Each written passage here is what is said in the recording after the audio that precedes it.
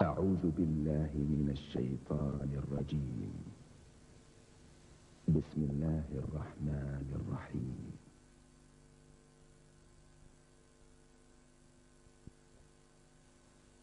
ألم نشرح لك صدرك ووضعنا عنك وزرك الذي أنقض ظهرك ورفعنا لك ذكرك فإن مع العسر يسرا إن مع العسر يسرا فإذا فرغت فانصب وإلى ربك فارغب.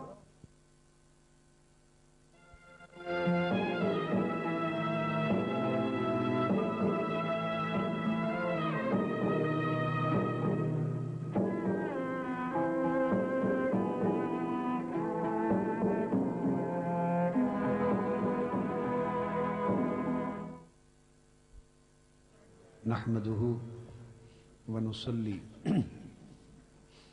ونسلم على سيدنا ومولانا محمد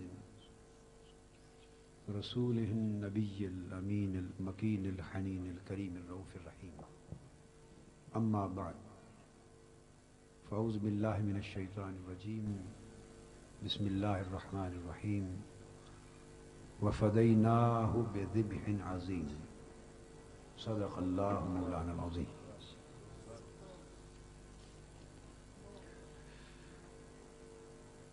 محترم المقام حضرت پیر سید خلیل الرحمن چشتی صاحب، معزز محترم خواجہ غلام قطب الدین فریدی صاحب، محترم حضرت پیر سید چند پیر قادری صاحب، اور عزیز محترم حافظ طاہر محمود اشرفی صاحب، دیگر معزز مشائخ اعظام، علماء کرام، خواتین و حضرات اور حاضرین گرامی قدر، اللہ رب العزت کا شکر ہے جس کی توفیق سے ہم ذکر شہادت حسین رضی اللہ تعالی عنہ کے اس مبارک اجتماع میں حاضر ہیں۔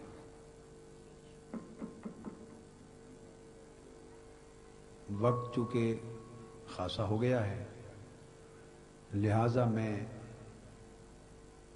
تمہیدی کلمات میں اپنے آپ کو الجھائے بغیر براہ راست آج کے موضوع کے حوالے سے چند ضروری باتیں آپ کے گوش گزار کرتا ہوں۔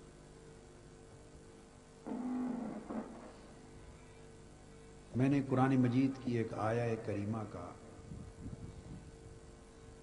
مبارک حصہ تلاوت کیا۔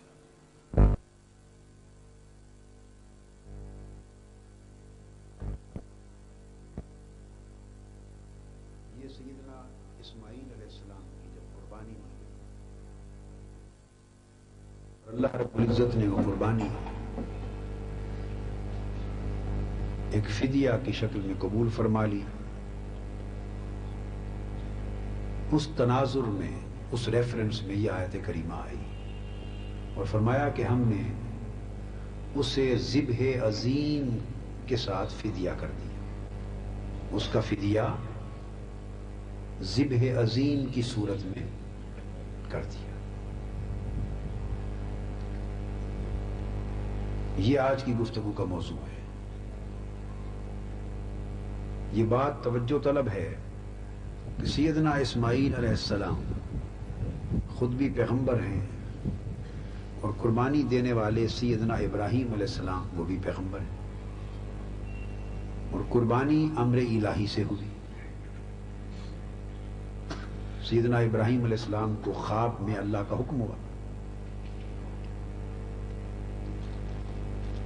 کہ میں خواب میں اے میرے فرزند جمیل آپ کو ذبح کرتے دیکھ رہا ہوں، تو امر الہی سے آپ کی قربانی کے لیے ابراہیم علیہ السلام تیار ہو، اور ان کی قربانی کا عمل وجود میں آیا، مگر اللہ رب العزت نے بجائے اس کے کہ سیدنا اسماعیل علیہ السلام ذبح ہو جاتے، ان کی جگہ ایک مینڈے کی قربانی کروا کے ان کی ذبح کو قبول کر لیا۔ عام طور پہ اہل علم یہ بیان کرتے ہیں کہ وہ جو مینڈے کی صورت میں آپ کی جگہ پر قربانی ہو گئی یہ فدیہ ہوا کہ اللہ پاک نے آپ کو قربان ہونے سے بچا لیا اور آپ کی جگہ مینڈے کی ذبح کو، قربانی کو آپ کا فدیہ کر دیا۔ اس پر کوئی تبصرہ نہیں کرتا، یہ ایک تعبیر ہے اپنی جگہ درست، لیکن ذہن میں خیال آتا ہے کہ انی ارا فی المنام انی اذبح، میں آپ کو دیکھتا ہوں کہ آپ کو ذبح کر رہا ہوں۔ تو اسماعیل علیہ السلام کی قربانی کو قرآن نے ذبح کہا۔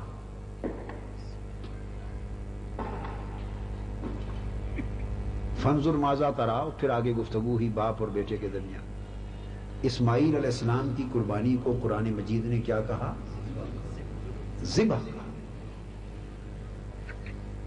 اور جب مینڈا قربان ہو گیا تو پیغمبر کی قربانی کو قرآن ذبح کہے اور اس کی جگہ مینڈا قربان ہو جائے تو مینڈے کی قربانی ذبح عظیم بن جائے، یہ بات سمجھ میں نہیں آتی۔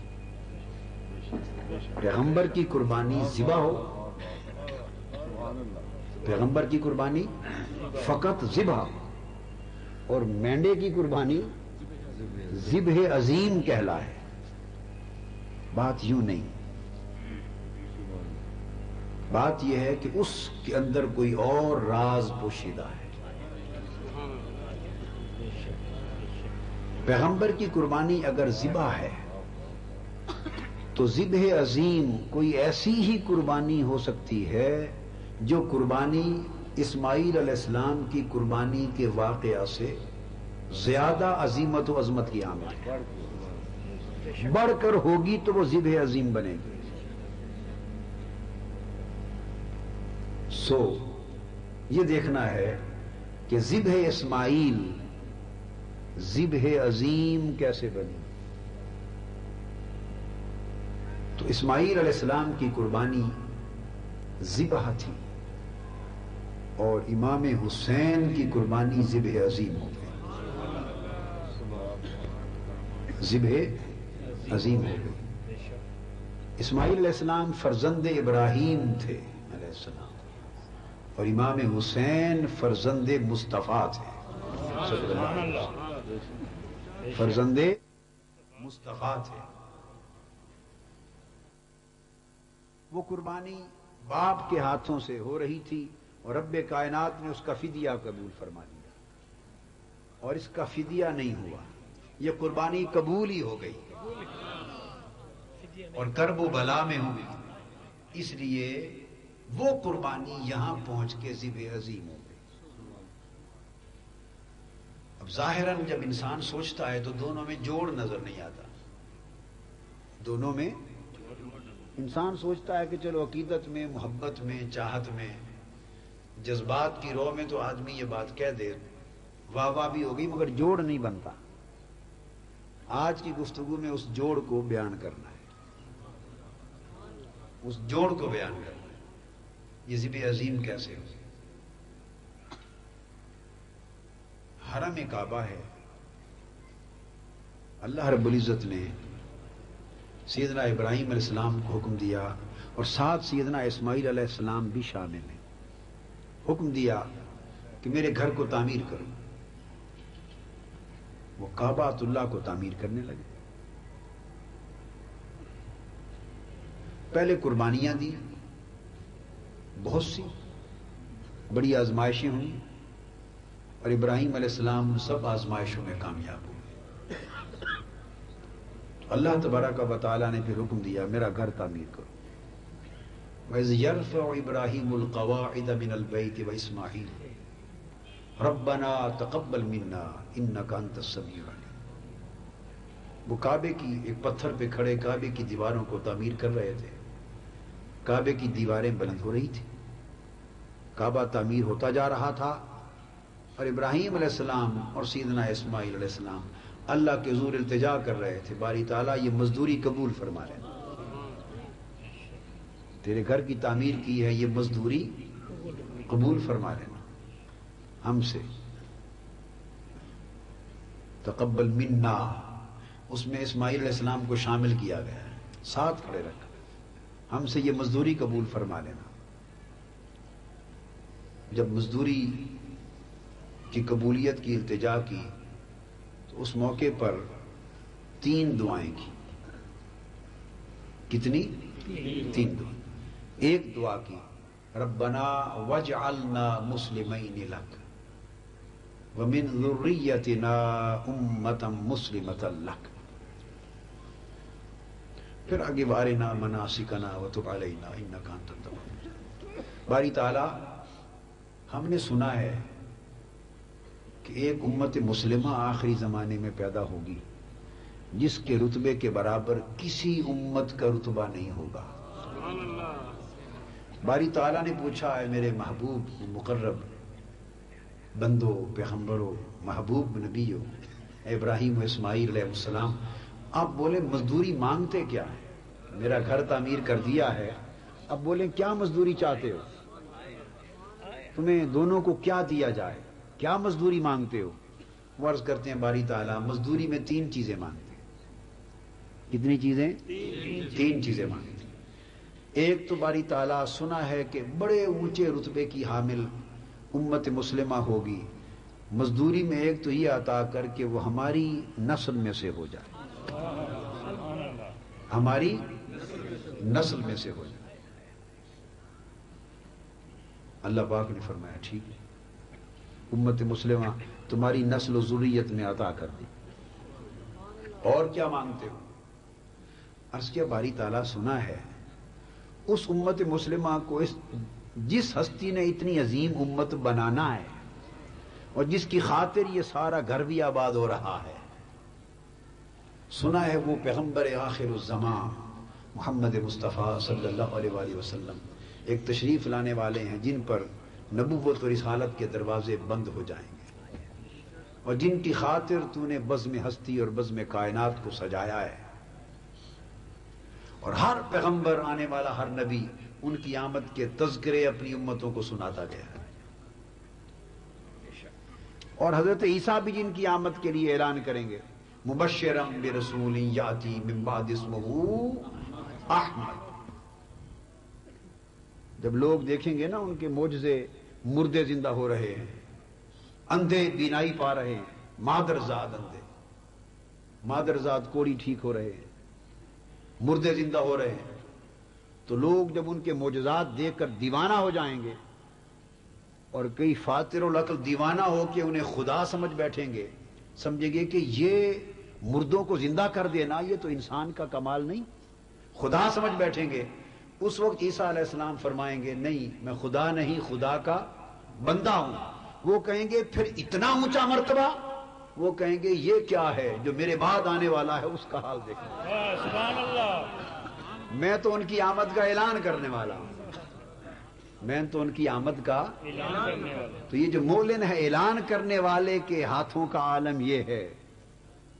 وہ بات ہو رہی تھی نا، تو پھر دیدار کا عالم کیا ہو. یہ جو ان کی آمد کا اعلان کرنے والے ہیں ان کا عالم یہ ہے کہ پھونک سے مردے زندہ ہو رہے ہیں، تو جن کا اعلان کیا جا رہا ہے جب وہ آئیں گے تو ان کے معجزات و کمالات کا عالم کیا ہوگا. میں تو ان کی بشارت دینے والا ہوں. تو عرض کیا باری تعالیٰ وہ جو پیغمبر آخر الزمان تشریف لا رہا ہے وہ بھی ہماری اولاد میں کرتے. کیوں؟ تم تو خود پیغمبر ہو. یہ جو سوال جواب بتا رہا ہوں یہ ہوتے نہیں، یہ تو وجدان کی بات ہوتی ہے. بعض ایسے بھی بادشاہ لوگ ہیں وہ کہتے ہیں یہ کسی کتاب میں یہ تو سوال جواب لکھے ہوئے ہی نہیں. یہ سمجھانے کی چیزیں ہیں. تم تو خود پیغمبر ہو. ابراہیم علیہ السلام جد الانبیاء، اسماعیل علیہ السلام پیغمبر، اتنے اولو العزم پیغمبر ہو، وہ بھی پیغمبر ہوں گے، تو انہیں اپنی اولاد میں کیوں مانگ رہے ہو؟ باری تعالیٰ صرف اس لیے، ابراہیم علیہ السلام اس لیے انہیں میری اولاد میں کر دیتا کہ قیامت کے دن میں محمد کا بابا کہلا سکتا صلی اللہ علیہ وسلم. تو انہیں بڑی فضیلتیں دی ہیں، بڑی فضیلتیں، بڑے رتبے دیے ہیں، مگر سارے رتبے ایک طرف اور محمد کا بابا ہونے کا رتبہ صلی اللہ علیہ وسلم ایک طرف. میں حضور کا دادا کہلاؤں، حضور کا محمد مصطفیٰ کا دادا کہلاؤں، ان کا جد امجد کہلاؤں، بس سارے رتبے اسی رتبے پہ قربان اور ساری فضیلتیں اس فضیلت پہ قربان. تو میری اور ہماری اولاد میں کر دیں. اللہ پاک نے فرمایا اللہ وہ بھی عطا کر. یہ دعا کب کر رہے ہیں؟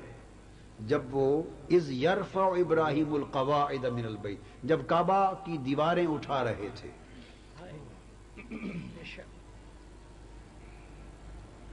جب دیواریں کعبے کی اٹھا رہے تھے تو یہ دعا کر رہے تھے. اور آپ نے یہ بھی پڑھا ہے اور سنا ہے کہ وہ ایک پتھر پہ کھڑے تھے اور جو جو دیواریں اونچی ہوتی جاتی تھی پتھر اونچا ہوتا جاتا تھا. یہ تو معلوم ہے نا، وہ پتھر اونچا ہوتا جاتا تھا تو کھڑے تھے پتھر پر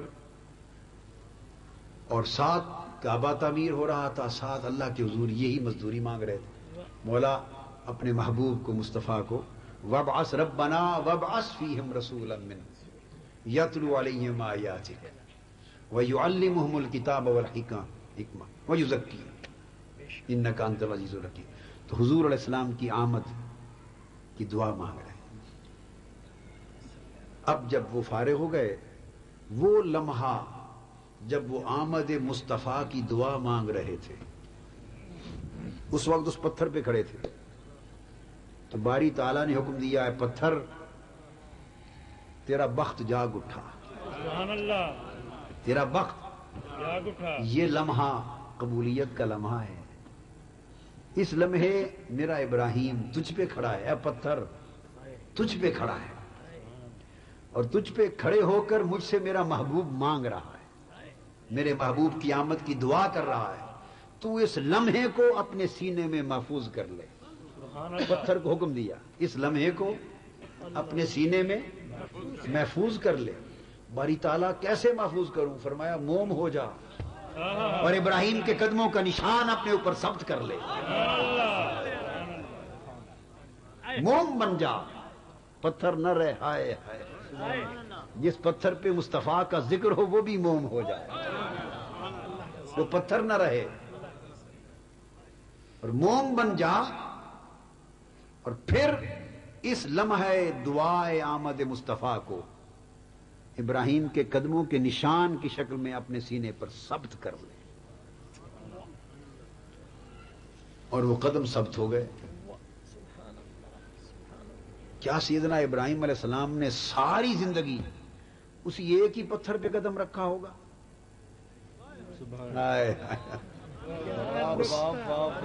اگر کہے کہ وہ چونکہ پیغمبر کے قدم سے پتھر پگھل جاتا ہے اس لیے نشان پڑ گیا، تو ساری زندگی پتھروں پر ہی تو وہ چلے تھے، پتھریلا علاقہ تھا، باقی پتھر کہاں گئے؟ اگر کسی کے ذہن میں یہ آئے کہ چونکہ پیغمبر کے قدم جب پتھر پہ پڑیں تو پتھر موم ہو جاتا ہے اس لیے موم ہو گیا، میں ایک نئی بات کہہ رہا ہوں، کتابوں کی بات نہیں ہے، یہ کتابی بات نہیں ہے. تو کتابی بات کہی تو کیا کہی؟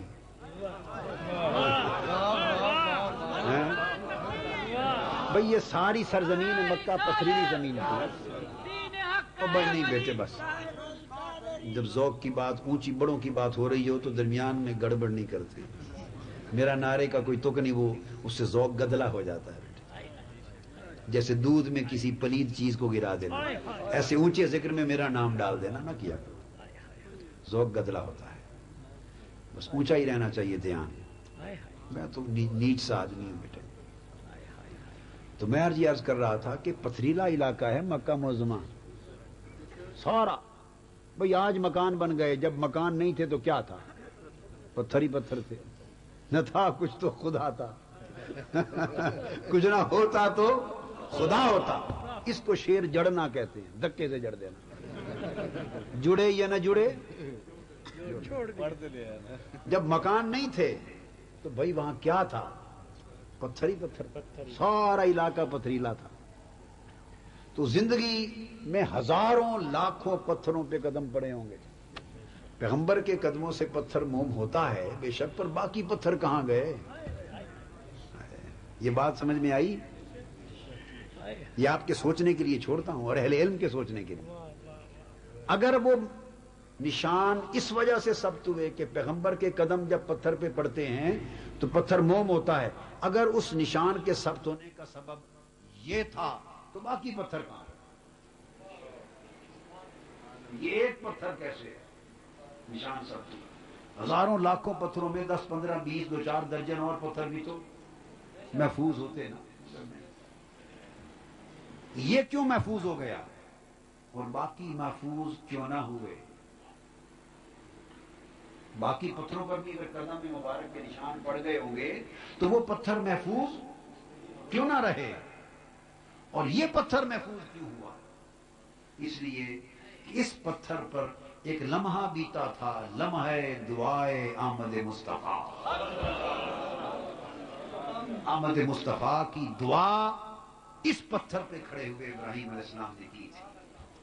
رب کائنات نے فرمایا ابراہیم نے میرے مصطفیٰ کی آمد، میرے مصطفیٰ کی ولادت، میرے مصطفیٰ کی بعثت کی دعا کی ہے، اس لمحے کو پتھر محفوظ کر لے تاکہ لوگ جب قیامت تک آ کے تجھے دیکھیں تو ظاہر میں ابراہیم کے قدم نظر آئیں، باطن میں مصطفیٰ کا وہ ذکر، وہ دعائے ولادت، وہ دعائے بعثت نظر آئے، وہ لمحہ دعا یاد آئے. ظاہر میں وہ قدم نظر آئے، باطن میں وہ لمحہ یاد آئے کہ یہ قدم ثبت کیوں ہوا.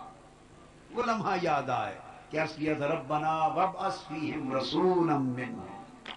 آمد مصطفیٰ کی دعا کی تھی، یہ اس کا نشان ہے. تو پھر باری تعالیٰ اب ثبت ہو گیا نشان، اب کیا کروں؟ یہ نشان رہے گا کس طرح محفوظ؟ فرمایا بس پتھر تو اس لمحے کو محفوظ کر لے، میں تجھے محفوظ کر لوں. تو نشان دعائے مصطفیٰ کو محفوظ کر، نشان دعائے مصطفیٰ کو محفوظ کر لے، میں تجھے محفوظ کر لوں گا.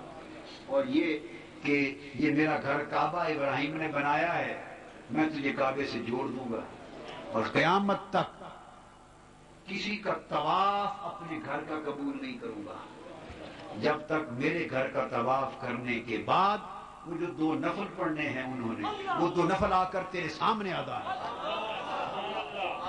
تیرے سامنے ادا ہے. آقا علیہ السلام کا زمانہ آ گیا، کعبۃ اللہ کا صحن پتھروں سے پاک کر دیا گیا. حکم ہوا محبوب تیری آمد اس لیے ہے کہ پتھر میرے گھر سے نکال دیے جائیں. چن چن کے پتھروں کو نکالنے والا پیغمبر سارے پتھر نکال رہا ہے، ایک پتھر کو سجا. پتھر ہٹانے والا پیغمبر، پتھروں سے سینے کعبہ پاک کرنے والا پیغمبر، پتھروں سے سینے کعبہ اور حرم کعبہ کو پاک کرنے والا پیغمبر. 360 پتھر پڑے تھے وہاں. کتنے؟ چن چن کے سارے پتھر نکال دیے. خیال تھا کہ جب سارے پتھر نکالے جا رہے ہیں تو یہ بھی تو پتھر ہے نا، یہ بھی نکالا جائے گا. وہ اس کی باری آئی تو حکم ہوا نہیں، وہ پتھر رہیں تو شرک ہے، یہ پتھر رہے تو وہ پتھر رہے، وہ پتھر رہے تو شرک ہے، یہ پتھر رہے تو توحید ہے. کیوں؟ یہ علامت پیغمبر ہے، یہ علامت رسالت ہے، یہ علامت رسالت برقرار رہے تو توحید ہے. اب بات تو سمجھے، اس کو محفوظ کر دیا، وہاں رکھوا دیا، اور حکم ہو گیا قرآن مجید میں وَاتَّخِذُوا مِن مقام ابراہیم مصلی۔ لوگوں اب یہ مقام ابراہیم، مقام اس میں ظرف ہے، عربی میں اہل علم جانتے ہیں اس میں ظرف ہے، قامہ سے، اس کا مطلب ہے کھڑے ہونے کی جگہ۔ مقام کا کیا معنی ہے؟ کھڑے ہونے کی جگہ۔ تو فرمایا قدم رکھنے کی جگہ، آدمی کھڑا قدموں پر ہی ہوتا ہے نا، تو قدم رکھنے کی جگہ، قدموں پر کھڑے ہونے کی جگہ، یہ مقام ہے، قدموں پر کھڑے ہونے کی جگہ۔ فرمایا لوگوں واتخذوا من مقام ابراہیم مصلی، لوگوں ابراہیم کے قدموں کے ساتھ کھڑے ہونے کی جگہ کو میرے سجدوں کے لیے مصلی بنا دے۔ میرا مصلی سجدہ گاہ بنا، سجدہ اللہ کے لیے، سجدہ وہ تو کعبے کی دیواروں، کعبے کے لیے بھی نہیں ہے، تو وہ مسجود میں مسجود الیہ ہے، سجدہ تو اللہ کے لیے، مگر میرے ابراہیم کے قدم لگے ہیں، ان کے سامنے یہ سجدہ گاہ منتخب کر، ان کے سامنے سجدہ گاہ۔ اب طواف اس شرط پہ قبول ہوتا ہے کہ حج یہ کہ خدا کے گھر کا طواف کرو، خدا کے، اور ایک پتھر خانے کعبے کے اندر بھی لگا ہوا ہے، ایک پتھر کعبے کے سین میں بھی لگا ہوا ہے، فرمایا اسے بھی چومو، سارے پتھر اٹھا کے پھینک دو، شرک ہے، اس پتھر کو چومتے پھرو۔ توحید، پتھروں سے خالی کرنے والا دین ایک پتھر کو چموا رہا ہے۔ سیدنا فاروق اعظم رضی اللہ تعالیٰ عنہ سے پوچھتے ہیں اس پتھر کو کیوں چومتے ہیں؟ وہ فرماتے ہیں میرے بھی ذہن میں یہی خیال آیا، حج کے دوران مجھے بھی خیال آیا، اور پھر مجھے جواب مل گیا، میں نے اس پتھر کو کھڑے ہو کے کہا تھا پتھر خیال نہ کرنا کہ عمر تمہیں چومتا ہے، لِيَعْلَمُ أَنَّكَ حَجَرٌ لَا تَنْفَعُ وَلَا تَضُرُّ، مجھے پتا ہے میرا نہ نفع تیرے ہاتھ میں نہ نقصان تیرے ہاتھ میں، خدا کی قسم تمہیں کبھی نہ چومتا اگر مصطفیٰ کے لب تمہیں نہ لگے،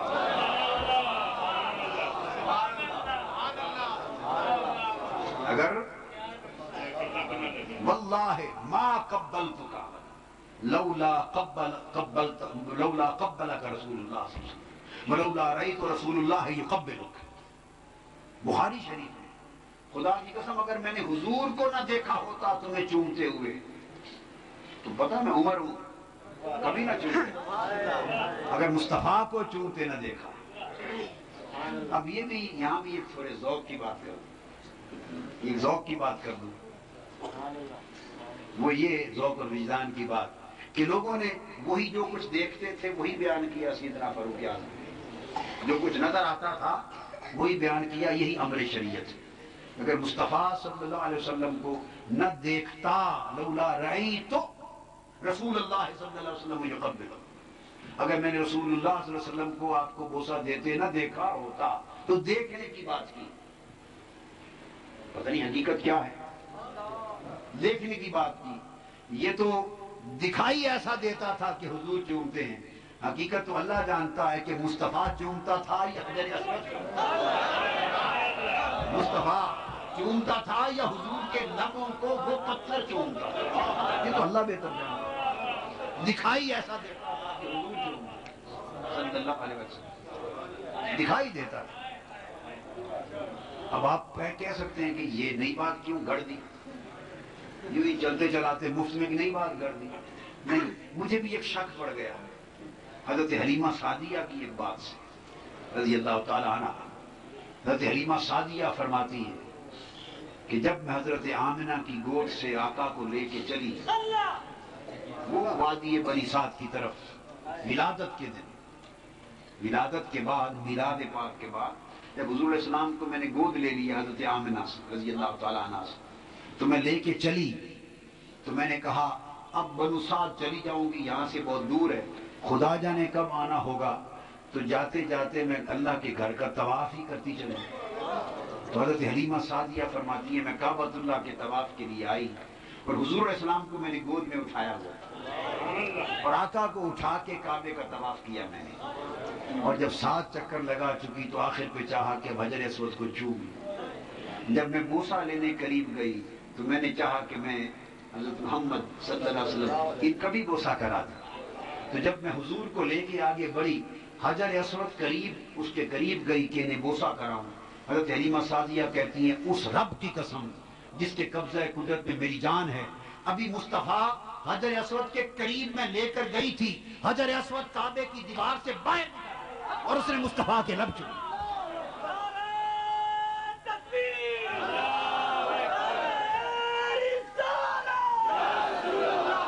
فرماتی میں نے آنکھوں سے دیکھا حجر اسود نے کعبہ چھوڑ دیا اور دیوار کعبہ سے باہر نکل آیا اور بڑھ کے وہ حضور کے لب چومنے لگا. اس لیے دکھائی تو یہی دیتا تھا کہ حضور چومتے تھے، اب معلوم نہیں چومتا کون. قاضی ثناء اللہ پانی پتی رحمۃ اللہ علیہ بڑے محقق اور بڑے محدث اور مفسر اور بڑے سکہ امام ہستی، انہوں نے تفسیر مظہری میں اس کو بیان کیا سکات کے ساتھ.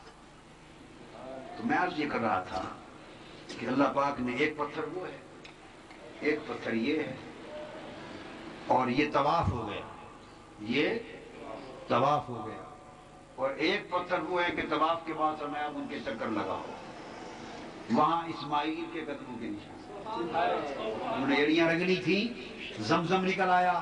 راستے میں جاتے ہوئے صفا مروہ سے پہلے رک جاؤ، فرمایا ایک قدموں کا کرشمہ ایک اور بھی ہے، یہ حج سارا قدموں کا صدقہ ہے، سارے قدم ہی قدم، سب پتھر ہی پتھر، قدم ہی قدم.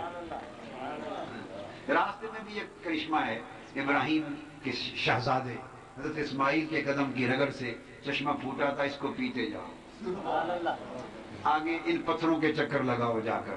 یہ صفا اور مروہ یہاں کیا ہے؟ فرمایا یہاں میری حاجرہ کے قدم لگے. بڑی تعالیٰ ہم تو تیرا حج سمجھ کے آئے تھے، تو سارے قدموں میں ہی ہم نے گرا رہا. ہم نے کہا یہ میرے محبوبے کے قدموں میں ہی میرا حج ہے، میرے محبوب بندوں کے قدموں میں ہی میرا حج ہے. خیر یہ ہم دوسری گلی میں نکل گئے ہیں. تو میں یہ عرض کر رہا تھا کہ نشان ثبت ہو گیا حضور کی آمد کا. دعا ہو گئی آقا کی رسالت، دو دعائیں ہو گئی. پہلی دعا امت عطا کر دے میری نسل میں، دوسری دعا حضور کی بعثت اور آمد ہو جائے. یہ دوسری دعا نبوت و رسالت کی ہو گئی، نبوت و بولیے رسالت کی ہو گئی. ایک تیسری دعا اور کی، اللہ پاک خوش ہو گئے اور خوش ہو کے فرمایا باری تعالیٰ نے ابراہیم علیہ السلام کو کہ ابراہیم علیہ السلام ساری آزمائشوں میں آپ کامیاب ہو گئے، ساری آزمائشوں میں کامیاب ہو گئے.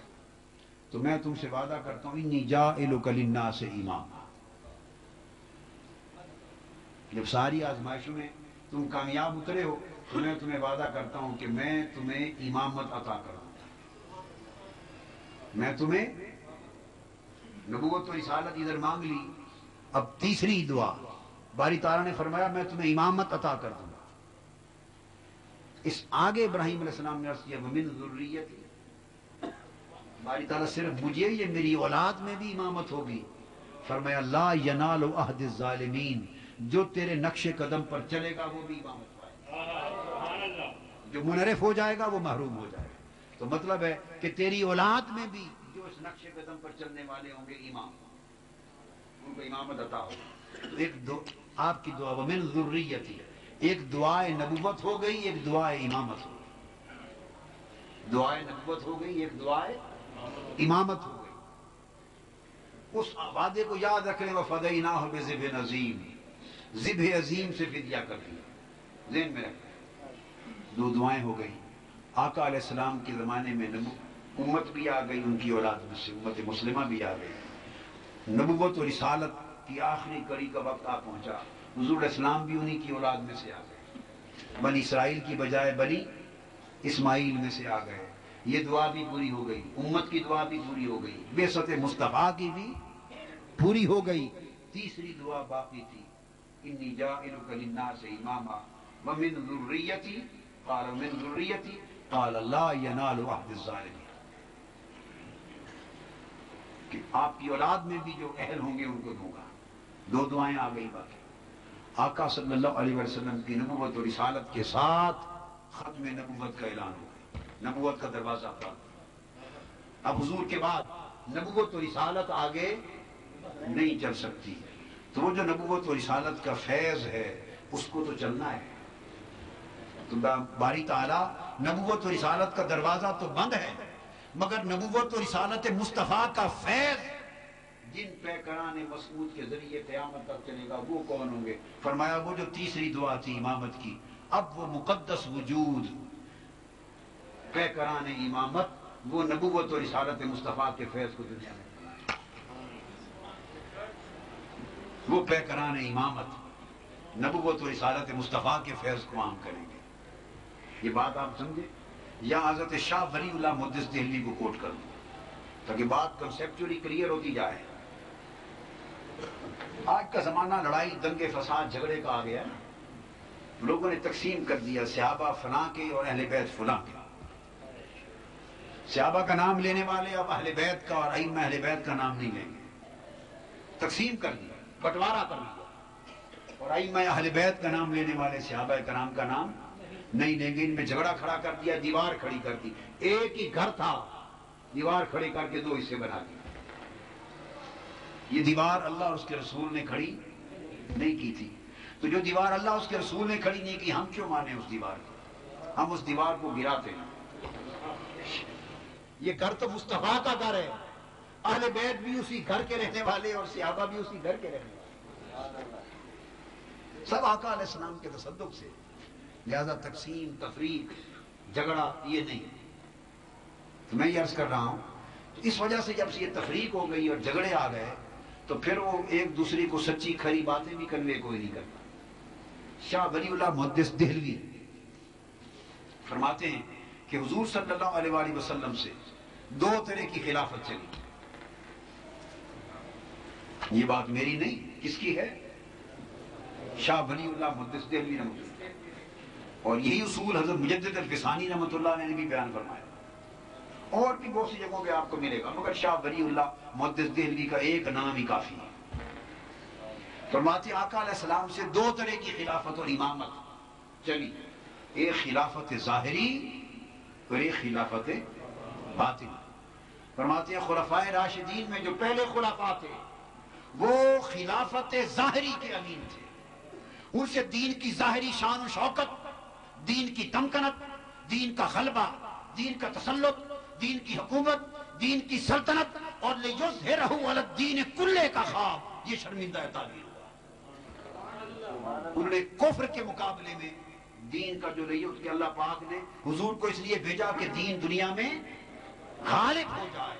یہ جو غلبہ دین حق کا نظام تھا یہ خلفائے راشدین میں سے پہلے صحابہ کرام کے قدموں کے تصدق سے اللہ نے دنیا میں وہ اس فیض کے امین ہوئے، اور قیامت تک حکام اور امراء اسلام جب تک وہ دنیا میں اسلام کو قائم کرتے رہیں گے، اقامت دین ہوتی رہے گی، تمسک بالدین ہوگی، نظام مصطفیٰ کا نفاذ ہوتا رہے گا، مصطفی انقلاب ہوگا، نفاذ شریعت ہوگا، قیام دین ہوگا، اقامت دین ہوگی، غلبہ دین حق ہوگا، اور شرق سے غرب تک اسلام کی عظمت کا جھنڈا لہرائے گا۔ یہ اسلام کے تحفظ اور تسلط کے جتنے سامان ہیں ان سب کا ثواب سیدنا صدیق اکبر اور سیدنا فاروق اعظم کو جاتا رہے۔ یہ حضور کی خلافت ظاہری کے امین ہوئے، اور قیامت تک یہ نظام ان کے صدقے سے جاری رہے گا۔ اور شاہ ولی اللہ محدث دہلوی فرماتے ہیں کہ آقا سے دوسری خلافت خلافت باطنی جاری ہوئی، یا امامت باطنی جاری ہوئی، اور فرمایا وہ سیدنا مولا علی شیر خدا اور امام حسن و حسین اور اہل بیت کے ائمہ اطہار اس امامت و خلافت باطنی کے امین۔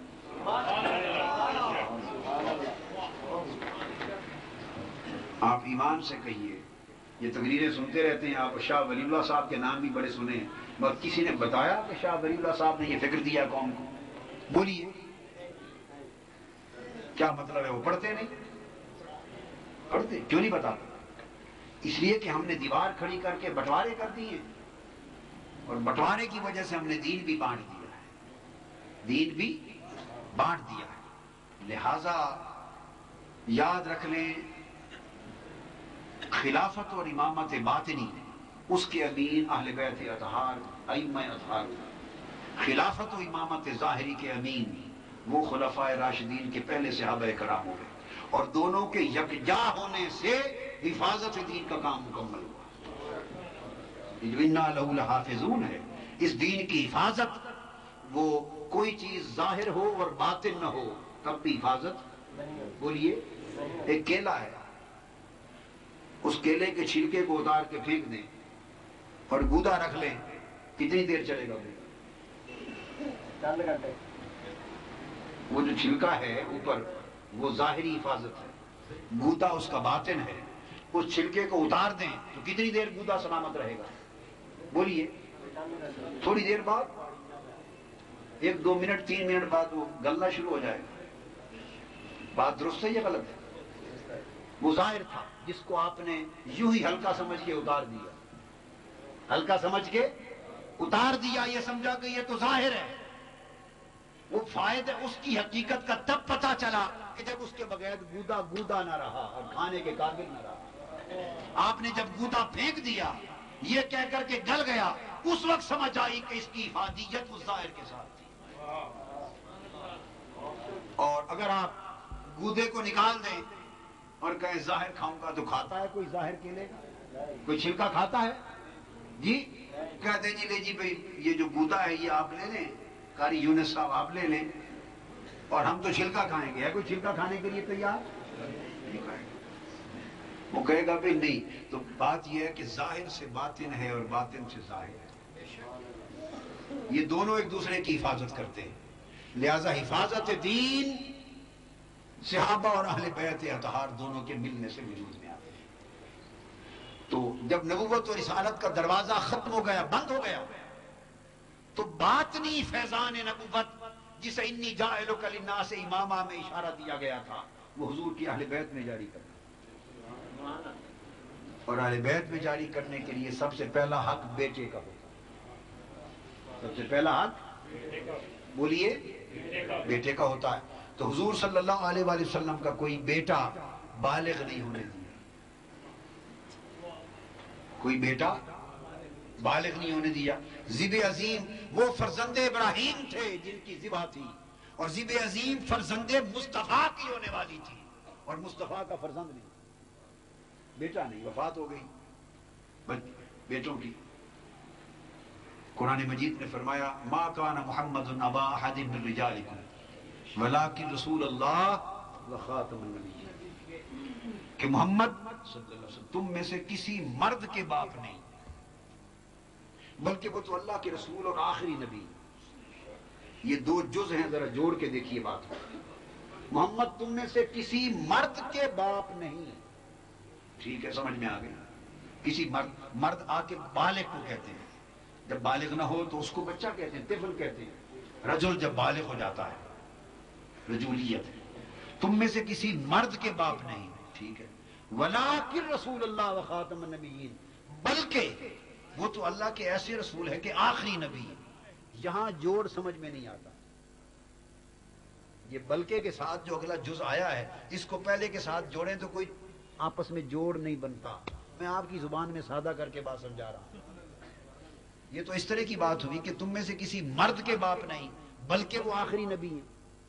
یہ کیا بات ہے بھئی؟ کیا اللہ کا رسول ہونا اللہ کا، ولیکن رسول اللہ، وہ اللہ کے رسول ہے، تم میں سے کسی مرد کے باپ نہیں بلکہ وہ تو اللہ کے رسول ہے۔ بھائی کسی مرد کا باپ ہونا اور اللہ کا رسول ہونا، اس میں کوئی تضاد ہے؟ کوئی تضاد ہے؟ تو یہ کیوں فرمایا کہ کسی مرد کے باپ نہیں بلکہ وہ اللہ کے رسول ہے؟ کیا ابراہیم علیہ السلام کسی مرد کے باپ نہیں تھے اور اللہ کے رسول بھی تھے؟ اسماعیل علیہ السلام کسی مرد کے باپ نہیں تھے، اللہ کے رسول بھی تھے؟ اسحاق علیہ السلام یعقوب علیہ السلام کے باپ نہیں تھے، اللہ کے نبی بھی تھے؟ قریب یعقوب علیہ السلام حضرت یوسف علیہ السلام کے باپ نہیں تھے، اللہ کے نبی بھی تھے؟ تو بات یہ ہے کہ کیا کسی مرد کا باپ ہونا اور ادھر اللہ کا نبی اور رسول ہونا، اس میں کوئی ٹکراؤ اور تضاد ہے؟ جب تضاد اور ٹکراؤ نہیں ہے، مثلا یہ تو اس طرح کی بات ہوئی، وہ ایک منصب ہے، یہ ایک نسب ہے۔ یعنی کوئی کہے کہ یہ مثلا فلاں شخص محمد دین محمد دین وہ کسی مرد کا باپ نہیں بلکہ وہ تو ایڈوکیٹ ہے. مثال سے سمجھاتا ہوں, بتائیے کوئی جوڑ بنتا ہے باتوں میں؟ بھئی وہ محمد دین کسی مرد کا باپ نہیں بلکہ وہ تو ایک ڈاکٹر ہے. کہتے ڈاکٹر ہے تو کیا ہوا, تو ڈاکٹر باپ نہیں ہوتا. غلام رسول کسی مرد کا باپ نہیں بلکہ وہ تو انجینئر ہے. آپ کہیں گے یہ کیا بات ہے, کیا انجینئر باپ نہیں ہوتے؟ باپ ہونا اور بات ہے, انجینئر ہونا, حالانکہ اس میں ٹکراؤ نہیں. اب یہ مثالیں ذہن میں رکھ لیں, ان مثالوں کو ذہن میں رکھ کر پھر قرآن مجید کی آیت کی طرف توجہ کریں. ما کان محمد ابا احد من رجالکم, محمد صلی اللہ علیہ وسلم تم میں سے کسی مرد کے باپ نہیں, ولکن رسول اللہ, بلکہ وہ تو اللہ کے رسول. کوئی جوڑ سمجھ میں آتا ہے؟ بولیے, آتا ہے جوڑ سمجھ میں؟ اللہ کی بات بے جوڑ ہو سکتی؟ بے جوڑ بھی نہیں ہو سکتی. جوڑ سمجھ بھی نہیں آتا تو پھر جوڑ کی حقیقت کیا ہے؟ وہ اگلا جملہ ہے. فرمایا محمد صلی اللہ علیہ وسلم تم میں سے کسی مرد کے باپ نہیں بلکہ وہ اللہ کے رسول ہیں. صرف یہ نہیں فرمایا بلکہ وہ اللہ کے ایسے رسول ہیں کہ آخری نبی ہیں, ان کے بعد کوئی نبی نہیں ہو سکتا. اب جا کے جوڑ کی سمجھ آئے کہ ان کے بعد کوئی نبی نہیں ہو سکتا. اب اس میں جوڑ یہ ہے کہ فضیلتیں دو ہیں, ایک ہے خود نبی اور رسول ہونا, اور ایک ہے خود نبی اور رسول ہونا اور بیٹا بھی نبی اور رسول ہونا. یہ سونے پر سہاگا ہو جاتا ہے. ایک ہے خود نیک اور متقی اور ولی ہونا, اور ایک وہ ولی جو خود بھی ولی اور اس کا بیٹا بھی ولی ہے. تو بات سونے پہ سہاگا ہو جاتا ہے نا, اس کا فخر مباحات بڑھ جاتا ہے. ایک خود متقی ہوا, خود تو بڑا متقی ہوا, بلکہ وہ عمدۃ الاتقیاء ہو گیا, مگر بیٹا متقی نہ ہوا, متقی نہ ہوا. بیٹا گلی ڈنڈا ہی کھیل رہا ہے. بیٹا بسنت اسپیشلسٹ ہی ہے, اندرون لاہوریے بیٹھے ہیں نا, کیا اندرون لاہوریے بسنت اسپیشلسٹ ہے.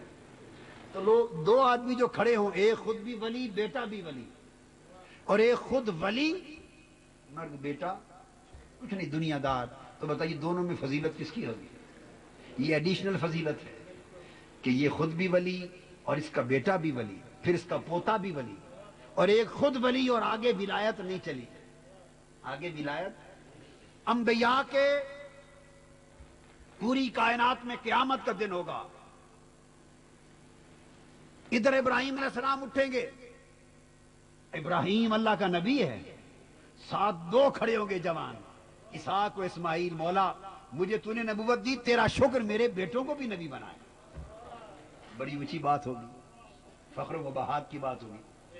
اسحاق علیہ السلام اٹھیں گے, باری تعالیٰ تیرا شکر ہے مجھے نبوت دی, میرے بیٹے یعقوب کو بھی نبوت دی. یعقوب علیہ السلام اٹھیں گے, مولا میں نبی, تیرا شکر میرا بیٹا یوسف بھی نبی, سلیمان نبی, داؤد بھی نبی. ایک نظام ہے نا, زکریا نبی, یحییٰ بھی نبی. تو باپ بھی کئی پیغمبر ایسے کھڑے ہوں گے جو خود بھی نبوت پر فائز ہوں گے, اور ان کے نسل میں بھی نبوت, بیٹے بھی نبی ہوں گے. اللہ پاک نے مصطفیٰ کی ذات پاک صلی اللہ علیہ وسلم کو اتنا جامع صفات بنایا کہ ہر پیغمبر کو ہر نعمت صدقہ مصطفیٰ سے ملی, اور کوئی نعمت کائنات نعم میں, نعمتوں کی کائنات میں کوئی نعمت ایسی نہیں جو پہلے مصطفیٰ کی جھولی میں نہ ہو. پہلے مصطفیٰ کی جھولی میں ہوئی, پھر کسی پیغمبر کو بھی نہیں صلی اللہ علیہ وسلم. کسی پیغمبر کو کسی نعمت میں حضور پر فضیلت نہیں. جیسے وہ شعر ہے نا, حسن یوسف دم عیسیٰ ید بیضا داری, آنچ خوبا ہم دارند تو تنہا داری. تو کچھ تو ہوں گے خود نبی, اولاد نبی نہیں ہوگی. کچھ پیغمبر اس نعمت کے بھی حامل ہوں گے کہ خود بھی نبی, بیٹا بھی نبی, پوتا بھی نبی. یہ ایک اضافی نعمت کے ساتھ کھڑے ہوں گے. اللہ پاک نے فرمایا میرے محبوب, ایک نعمت قیامت کے دن یہ بھی دکھائی دے گی کہ بعض پیغمبروں کے بیٹے بھی پیغمبر ہوں گے, اور تیرے بیٹے ہوں اور بیٹے ہو کر پیغمبر نہ ہو. ممکن ہے کسی نبی کو امتی تانا دے, کوئی تانا ہی دے دے. ممکن ہے کوئی تانا دے دے کہ ہمارا پیغمبر بھی نبی، ہمارے پیغمبر کا بیٹا بھی نبی، پیغمبر کا پوتا بھی نبی، مگر تمہارا پیغمبر نبی ہوا، اس کا بیٹا تھا مگر وہ نبی نہیں، اس کا بیٹا نبی نہیں ہوا۔ تو فرمایا ہمیں یہ تانا گوارا نہیں، یہ تانا بولیے گوارا نہیں ہے کہ محبوب یہ تانا ملے کہ تیرا بیٹا نبی نہیں، یہ بھی کوئی فضیلت کی بات ہے؟ ہاں بڑی فضیلت کی بات ہے۔ تو پھر کیا ہو؟ پھر آپ سوچیں گے چلو اس کا جواب ہے بیٹا عطا کر دیتے، بیٹا عطا کر دیتے۔ تو فرمایا اگر بیٹا دے دیتا تو پھر اس کو نبی بھی بناتا، کیونکہ تانا تو تبھی بننا تھا نا کہ بیٹا ہے اور نبی نہیں، تو بیٹا ہوتا نبی نہ ہوتا تو تانا بنتا، اور بیٹا ہو کر نبی ہوتا تو ختم نبوت ختم ہو جاتی، ختم نبوت نہ رہتی تو آخری نبی نہ ہوتا۔ محبوب تجھے آخری نبی بھی بنانا ہے اور اس تانے سے بھی بچانا ہے، تو کیا کیا جائے؟ آخری نبی بھی تو ہی رہے اور تانا بھی کوئی دینے نہ پائے، تو پھر کیا؟ محبوب تیرا کوئی بیٹا جوان ہونے ہی نہیں دیتے تاکہ ختم نبوت کا فیصلہ بھی برقرار رہے، اور بیٹا ہو کے نبی نہ ہونا اس تانے کا امکان بھی ختم ہو جائے۔ تو میرے محبوب تجھے تیری نبوت کو پہ اپنی توحید کا رنگ چڑھا دیتا ہوں، تیری ختم نبوت پر توحید والا رنگ چڑھا دیتا ہوں۔ کیسے؟ فرمایا جیسے میں خدا ہوں اور بیٹے سے پاک ہوں، میں خدا ہوں اور بیٹا نہیں رکھا، اس لیے کہ اگر میرا بیٹا ہوتا اور ہو کر وہ خدا نہ ہوتا تو دنیا کہتی کیسا خدا ہے جو بیٹے کو خدا نہیں بنا سکا، کیسا ولی ہے جو بیٹے کو ولی نہیں بنا سکا، کیسا تاجر ہے کہ بیٹے کو تاجر نہیں بنا سکا، کیسا عالم ہے کہ بیٹے کو عالم نہیں بنا سکا، کیسا کاریگر ہے کہ بیٹا بھی ہے مگر وہ کاریگر نہیں بن سکا، کیسا بڑا آدمی ہے کہ بیٹا چھوٹا آدمی رہ گیا، بڑا نہیں بن سکا۔ تانا ہے یا نہیں؟ تو یہ تو آپ انسانوں کے ہاں گوارا نہیں کرتے کہ باپ بڑا ہو اور بیٹا عظیم آدمی نہ بنے، تو آپ تانا دیتے ہیں، اور خدا کا بیٹا ہو کر خدا نہ بنے۔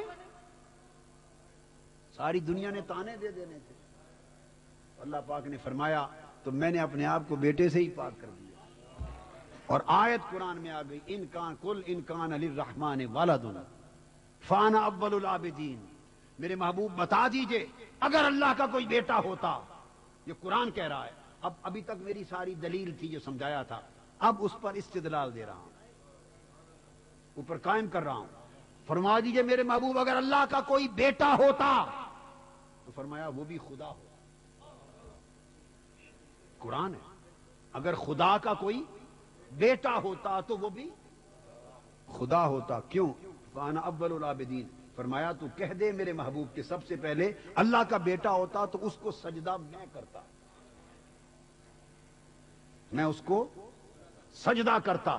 تو حضور سجدہ کرتے تو کیا مطلب ہے؟ وہ بیٹا بھی خدا ہوتا یا نہ ہوتا؟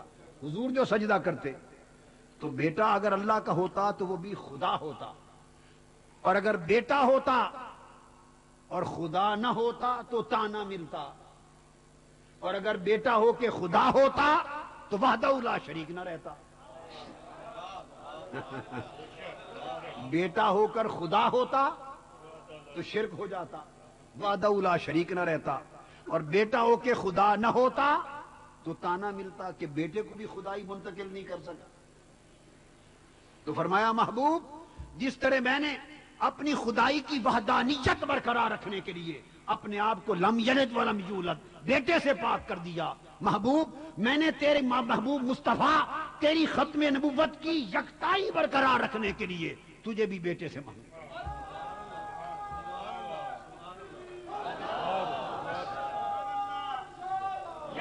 تیرا کوئی بیٹا جوان نہیں ہونے دیا، تو جیسے وہ قرآن میں آیت آئی اسی طرح حدیث بخاری شریف میں، جب ابراہیم حضور کے صاحبزادے ہیں حضرت ابراہیم، جنت البقیع میں ان کا مزار ہے، بچپن میں جب ان کی وفات ہوئی سب بیٹے جو ہوئے، طاہر ہوئے، قاسم ہوئے، ابراہیم ہوئے، حضور کے صاحبزادے، وفات ہو گئی۔ جب حضرت ابراہیم کی وفات ہوئی تو حضور علیہ السلام حدیث پاک میں آقا نے فرمایا اگر اللہ کا یہ بخاری شریف میں کوٹ کر رہا ہوں، صحیح بخاری، فرمایا اگر اللہ کا یہ فیصلہ ہوتا لو قد اللہ ان یکون بعد محمد النبی، اگر اللہ کا فیصلہ ہوتا کہ محمد مصطفیٰ کے بعد بھی کوئی نبی ہوگا تو لعاش ابراہیم، تو میرا بیٹا ابراہیم زندہ رہتا۔ اگر اللہ کا فیصلہ ہوتا کہ میرے بعد بھی کوئی نبی ہوگا تو میرا بیٹا ابراہیم زندہ رہتا، ولیکن لا نبی بعد، مگر فیصلہ یہ ہے کہ حضور کے بعد کوئی نبی نہیں ہو سکتا۔ تو حضور کے بیٹے جوان نہ ہونے کی حکمت یہ ہے کہ نبی کوئی نہیں ہو سکتا۔ اگر نبوت کا اجرا جائز ہوتا تو حضور کا بیٹا جوان کیا جاتا۔ دوسری حدیث میں ہے حضور نے فرمایا لو عاشا لکان نبی صدیقا نبیا، حدیث پاک جب حضرت ابراہیم آپ کے بیٹے وفات ہوئی فرمایا اگر یہ زندہ رہتا، جوان ہوتا تو یہ سچا نبی ہوتا، لیکن چونکہ فیصلہ تھا کہ حضور کے بعد نبی نہیں ہوگا لہذا حضور کے بیٹے کو جوان نہیں ہونے دیا، لہذا ختم نبوت بھی برقرار رکھی اور تانے سے بھی بچایا، ٹھیک ہے، مگر فیض امامت تو چلانا تھا۔ حکم ہوا محبوب اب تیرا بیٹا تو اس لیے نہیں جوان کیا کہ نہ تانا ملے نہ ختم نبوت کا باب ٹوٹے، لیکن اب دنیا کا یہ بھی تو تانا ہوگا نا، ان شانیہ کا ہو الابتر، جس کا جواب آ رہا ہے کہ اس نبی کی آگے فیض نبوت کا، ولایت کا، روحانی امامت کا کس طرح چلا، اس کی نسل کیسے چلے گی، اس کا جواب بھی دینا ہے۔ تو فرمایا محبوب پھر ہم یوں کرتے ہیں ہر ایک کی نسل بیٹے سے چلی، تیری نسل بیٹی فاطمہ سے چلائیں گے۔ اب دو بیٹے دیتے ہیں، کیا دو بیٹے دیتے ہیں، ایک کو سر سے سینے تک تیری شبیہ بناتے ہیں، ایک کو سینے سے پاؤں تک تیری شبیہ بناتے ہیں۔ امام حسن مجتبی سر سے سینے تک حضور کی شبیہ تھے صلی اللہ علیہ وسلم، بخاری شریف۔ الحسن کان اشبہ برسول اللہ صلی اللہ علیہ وسلم فیما کان بین الصدر والراس، والحسین فیما کان اسفل من ذلک، اور امام حسین سینے سے قدموں تک حضور کی شبیہ تھے۔ فرمایا محبوب دو بیٹے دیتے ہیں اور ان کو دونوں کو ظاہر اور باطن میں آپ کی شبیہ بنا دیتے، ظاہر میں مل جائیں تو تیرا ظاہر بن جائے اور ان کا باطن مل جائے تو تیرا باطن بن جائے۔ ایسے بیٹے بناتے ہیں۔ اور باری تعالیٰ میں ان کو کہوں کیا میرے تو نواسے ہوں گے، فرمایا نہیں، علی کو کہہ دے علی تیرے نہیں میرے بیٹے۔ جب حسن و حسین پیدا ہوئے تو آقا علیہ السلام نے فرمایا علی یہ تیرے نہیں میرے بیٹے، اب یہ مصطفیٰ کے بیٹے، میرا نسب ان سے چلے گا۔ اب حسنی اور حسینی نسب مصطفیٰ کا نسب۔ ظاہر میں حسن اور حسین شبیہ مصطفیٰ ہوئے اور باطن میں بھی حسن و حسین شبیہ مصطفیٰ ہوئے۔ ظاہر تو بتا دیا، کھلا بیان ہے حدیث پاک کا کہ صحابہ کرام حضور علیہ السلام کے وصال کے بعد اگر دیدار مصطفیٰ کے طالب ہوتے تو حضرت سیدہ کائنات کے دروازے پر حاضر ہوتے اور سیدہ عالم سے عرض کرتے کہ حسن اور حسین کے دیدار، اداس ہو گئی نظریں، حضور کو تکنا چاہتے ہیں، شہزادے حسن حسین کو اکٹھا کھڑا کر لیتے، دونوں کو دیکھ کے دیدار مصطفیٰ ہو جاتا۔ سبحان اللہ۔ بھی کر دیا، وہ کس طرح؟ فرمایا الحسن منی وانا منہ والحسین منی وانا منہ، فرمایا حسن اور حسین دونوں مجھ سے ہیں اور میں حسن و حسین سے۔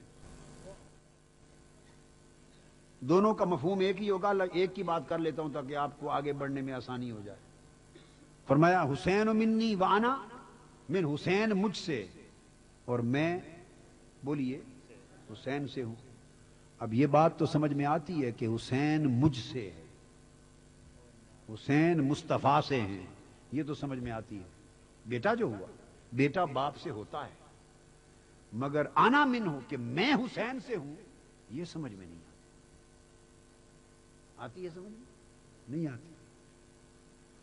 حسین مجھ سے ہے، کلیئر ہو گیا، میں حسین سے ہوں، یہ بات سمجھ میں نہیں آتی۔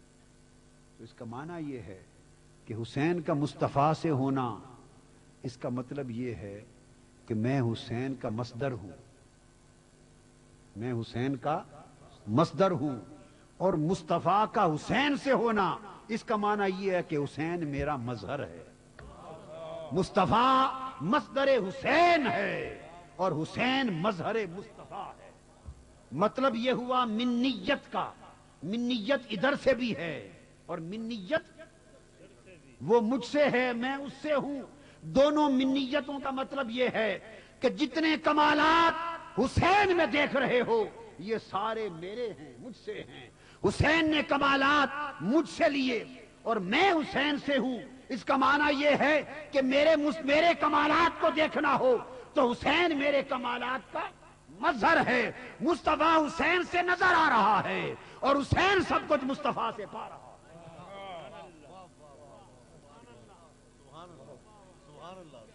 ذات حسین مظہر مصطفیٰ ہے اور ذات مصطفیٰ مصدر حسین ہے۔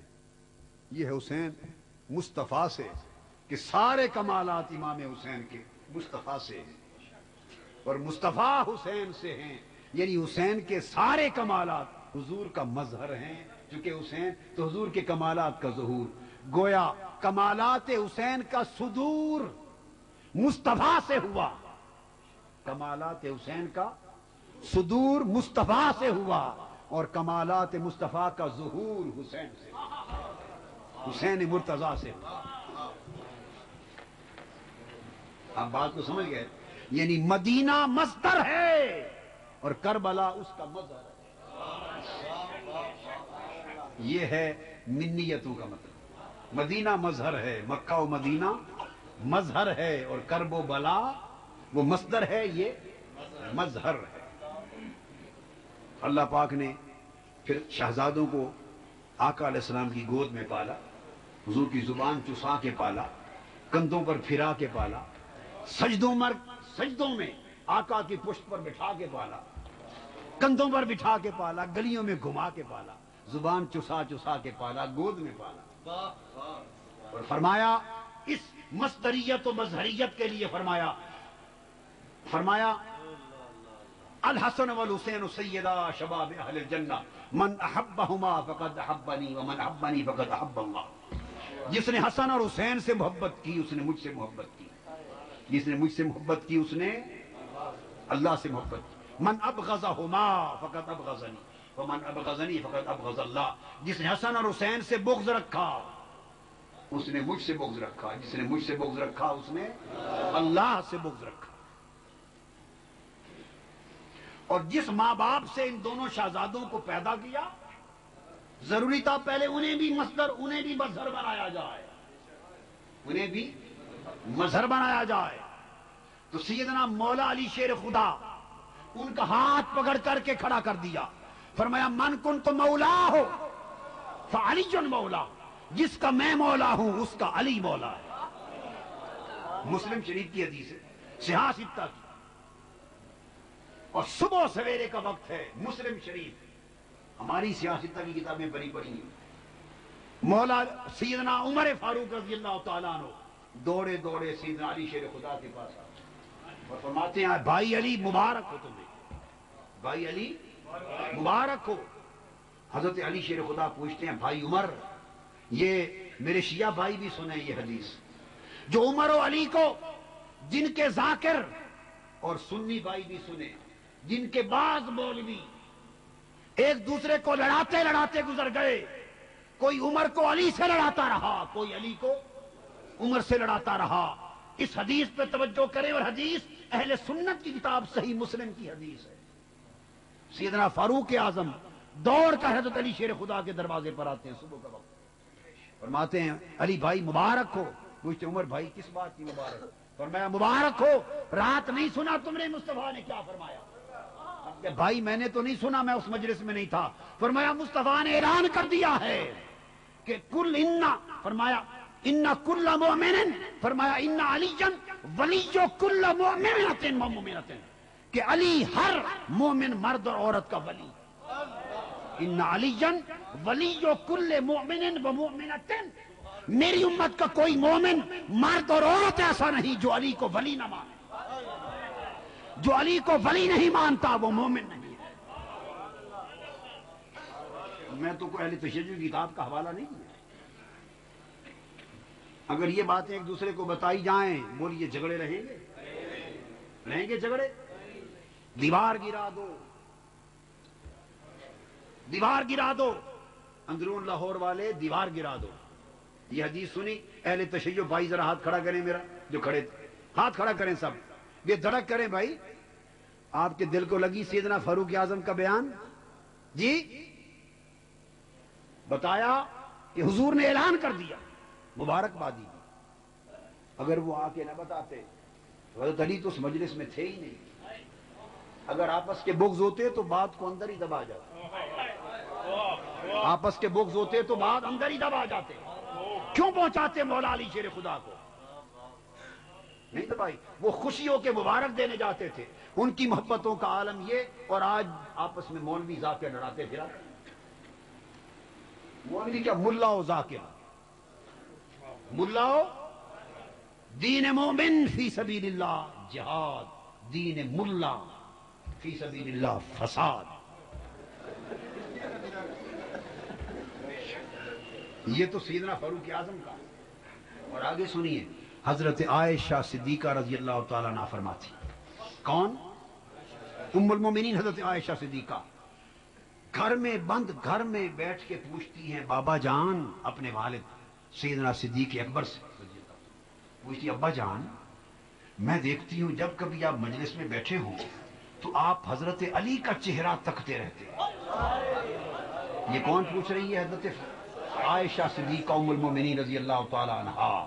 और किन से पूछ रही है? हैं? हजरत सिद्दीक अकबर रजी अल्लाह तआला अन्हु से, अब्बा जान मैं देखती हूं आप जब कभी बैठते हैं तो हजरत अली का चेहरा तकते रहते हैं, इसका राज क्या है? ये बात घर के अंदर हो रही है जी। तो सैयदना सिद्दीक अकबर ने बयान किया और ये किताबों में हदीस आ गई। फरमाने लगी, बेटी आयशा, मैंने अपने कानों से आका अलैहिस्सलाम से सुना, मेरे मुस्तफा ने फरमाया, अन नज़्रु इला वजह अली इबादतुन, अली के चेहरे को देखना भी इबादत है।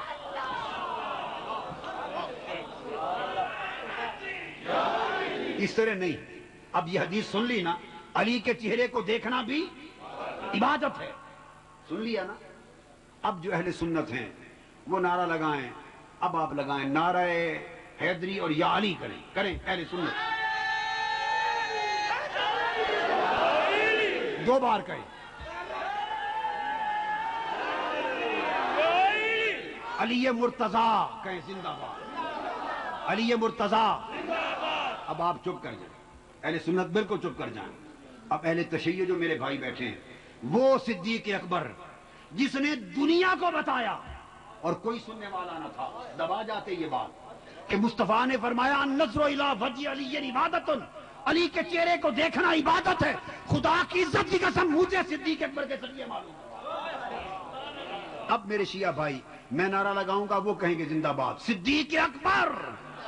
भैया अहले सुन्नत चुप करें, अहले सुन्नत चुप करें। आपको पता चले वो हमारे मुसलमान भाइयों की मोहब्बत क्या है। मैं आपकी नफरतें मिटाने आया हूं। मेरे शिया भाई कहेंगे सिद्दीक अकबर, शिया भाई कहें सिद्दीक अकबर, नाराए सिद्दीकी कहें या सिद्दीक अकबर, नाराए सिद्दीकी। सुन्नी शिया जिंदाबाद, भाई भाई। अब समझे बात को? ये सिद्दीक अकबर बता रहे हैं अली के चेहरे को देखना इबादत है। पाकिस्तान को इस शय की जरूरत है। क्या? इस शय की जरूरत है। हाँ।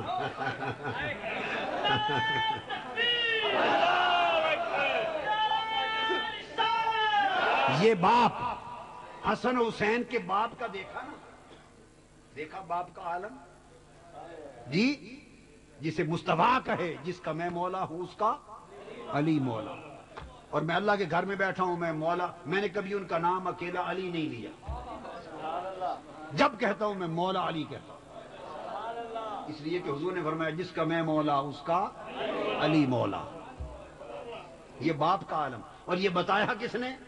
ابو بکر عمر نے۔ قربان جائیں، عظمتوں کا عالم دیکھیے، عظمتوں کا عالم دیکھیے۔ اور ماں والدہ، یہ تو باپ حسن حسین کا، اب والدہ سید عالم فاطمہ الزہرا۔ ایک ہی حدیث بتاتا ہوں، کیا ہزاروں سینکڑوں کیا بتانی ہے، اور وہ ایک جس نے مجھ پہ وجد طاری کر دیا تھا، اور میں اپنے آنسو نہیں روک سکا، بلکہ حالت غیر ہو گئی تھی جب پہلی بار میں نے یہ حدیث پڑھی، زندگی میں جب پہلی بار پڑھی، وہی آپ کو ایک ہی سنا دیتا۔ اور پہلے آپ نے جو سنی سیدنا صدیق اکبر کی سن لی نا، اب جو سنا رہا ہوں سیدہ عالم فاطمہ الزہرا کی بات، اس کی روایت سیدنا عمر فاروق سے رضی اللہ تعالیٰ، سیدنا فاروق اعظم سے، اللہ اکبر سبحان اللہ، سیدنا فاروق اعظم سے مروی، طبرانی میں حدیث ہے۔ وہ فرماتے ہیں، یہ آپ کو معلوم ہے کہ صحابہ کرام جب کبھی حضور علیہ السلام کی بات کرتے تو وہ بات کرتے، جب آقا علیہ السلام سے مخاطب ہوتے تو عرض کرتے فدا کا ابی و امی یا رسول اللہ، یا رسول اللہ آپ پر میرے ماں باپ فدا ہوں، یا رسول اللہ آپ پر میرے ماں باپ فدا ہوں۔ جب صحابہ حضور سے مخاطب ہوتے تو یوں عرض کرتے آقا میرے ماں باپ آپ پر فدا ہوں۔ سیدنا فاروق اعظم رضی اللہ تعالیٰ عنہ فرماتے ہیں کہ میں آقا کی بارگاہ میں بیٹھا، میں نے سنا حضور علیہ السلام سے، یہ بھی ایک تنہائی کی بات تھی، اندر کی بات تھی، اور فاروق اعظم نے سارے جہان کو بتا دیا، رضی اللہ تعالیٰ عنہ، رضی اللہ تعالیٰ عنہ۔ قربان جائیں فاروق اعظم آپ کی عظمتوں پر اور آپ کی صداقتوں پر اور امانتوں پر، سارے جہان کو بتا دیا، اندر کی بات کس کو معلوم تھی؟ فرماتے میں نے جانا سنا کہ آقا علیہ السلام حضرت فاطمہ الزہرا سے خطاب کر رہے تھے، حضرت فاطمہ الزہرا سے مخاطب ہوئے، ہم عرض کرتے فدا کا ابی و امی یا رسول اللہ، میرے ماں باپ فدا ہوں آپ پر یا رسول اللہ۔ اور فرماتے ہیں سیدنا فاروق اعظم میں نے سنا حضور حضرت فاطمہ الزہرا سے مخاطب ہوئے اور فرمایا فدا کے ابی کا ابی و امی یا فاطمہ، فاطمہ تجھ پر میرے ماں باپ فدا ہو، فاطمہ تجھ پر میرے ماں باپ فدا ہو، فاطمہ تجھ پر میرے ماں باپ فدا ہو۔ ہائے ہائے ہائے،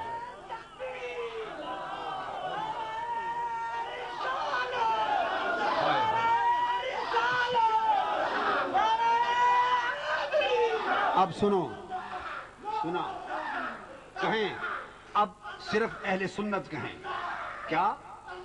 صرف اہل سنت، فاطمہ تجھ پر میرے ماں باپ فدا، فاطمہ تجھ پر ساری کائنات فدا، فاطمہ تجھ پر دونوں جہان فدا، ماں باپ فدا، سبحان اللہ۔ اب آپ اہل سنت چپ رہیں گے، اہل سنت کوئی نہیں بولے گا، اب میرے صرف اہل تشیع بھائی محبان فاطمہ اب وہ بات کریں گے، ہاتھ اٹھا کر کریں گے۔ وہ فاروق اعظم جس نے یہ راز بھی سارے جہان کو بتایا کہ مصطفیٰ حضرت فاطمہ الزہرا کو یوں کہہ کے مخاطب ہوئے، وہ فاروق اعظم زندہ باد کہلانے کے حقدار ہے یا نہیں؟ ایمان سے کہیے، صرف میرے اہل تشیع بھائی کہیں گے سیدنا فاروق اعظم، اونچی آواز سے کہے، اونچی گونج اٹھے فضا، سیدنا فاروق اعظم، اونچی آواز کے ساتھ سیدنا فاروق اعظم، مبارک ہو۔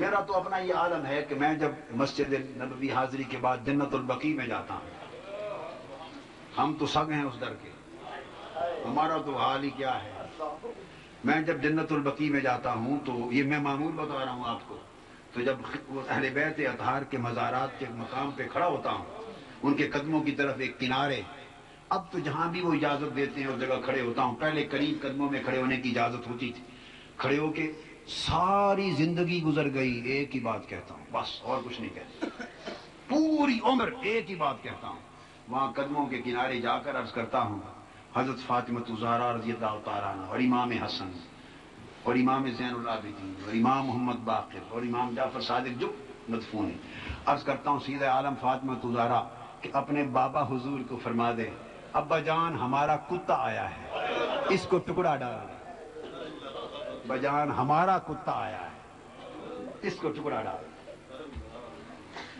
ان کا کتا بن کے ٹکڑا